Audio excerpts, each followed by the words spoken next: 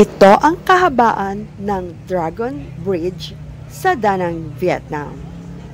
Dahil weekend ngayon, kaya maraming taong namamasyal sa lugar na ito at kasama na nga kami para masaksihan namin ang pagbuga ng apoy at tubig mula sa ulo ng dragon.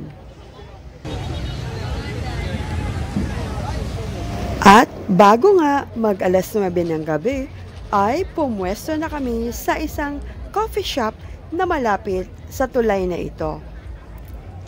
Medyo may kalayuan pero tanaw naman namin ang Dragon Bridge.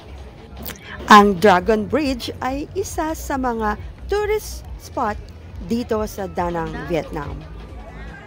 Isang tulay na gawa sa bakal na hugis dragon na akala mo'y tumatawid siya sa Han River. Yan na, nalabas na siya ng apoy. Isang tip lang kung gusto nyong maramdaman ang init ng apoy mula sa dragon at matalamsikan ng tubig mula rin sa dragon, ay doon kayo pumwesto sa mismong tulay. Maraming tao rin ang nakatayo at naghihintay doon.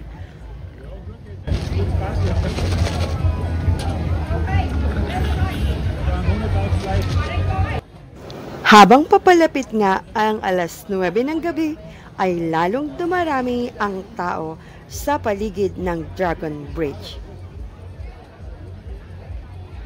Sabihin mo namin.